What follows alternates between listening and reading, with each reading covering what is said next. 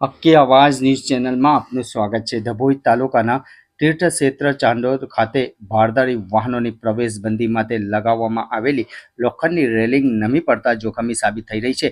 ત્યારે કોઈ જીવલેણ અકસ્માત સર્જાય તે પહેલા તંત્ર દ્વારા અવરજવરને અનુકૂળ ઊંચાઈ વધારી મજબૂત રેલિંગ લગાવી નારાની નિર્માણની કામગીરી સત્વરે આરંભ્ય તેથી સાવરિત્રી કક્ષાએ માંગ ઉઠવા પામી છે। ચાંદોદ નગરમાં પ્રવેશના મુખ્ય પર VN હાઈસ્કૂલ પાસેનું ગાયકવાડી સમયનું નાળું જર્જરિત હોવાના RNB વિભાગના રિપોર્ટ બાદ ત્યાંથી ભારદારી વાહનોના પ્રવેશબંધી માટે ચાંદોદ ગ્રામ પંચાયત કચેરી પાસેના મુખ્ય માર્ગ પર તંત્ર દ્વારા લોખંડની રેલિંગ લગાવવામાં આવી છે, પરંતુ આ લોખંડની રેલિંગ જરૂર કરતાં નીચી હોય આવતા જતા વાહનોના રેલિંગ સાથે ભટકાવાના બનાવો બનતા રહ્યા છે।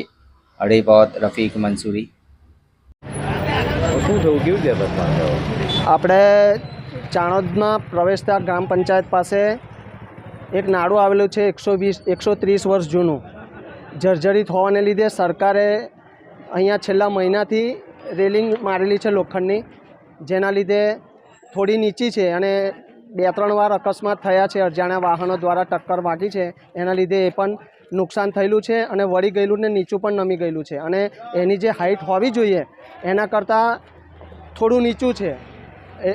એને લઈને આજે સવારમાં જ એક પિકઅપ વાન જતી હતી, જેમાં પાછળ એક ભાઈ ઊભા હતા, જેને અંદાજો ન રહેતા માથાના ભાગે વાગતા ગાડીમાંથી ફંગોળાઈને નીચે પડી ગયા છે, જે અત્યારે સારવાર માટે હોસ્પિટલમાં લઈ ગયા છે। અને અમારી સરકારને એટલી જ રિક્વેસ્ટ છે કે ભાઈ આને મજબૂત અને થોડું ઊંચું કરાવે।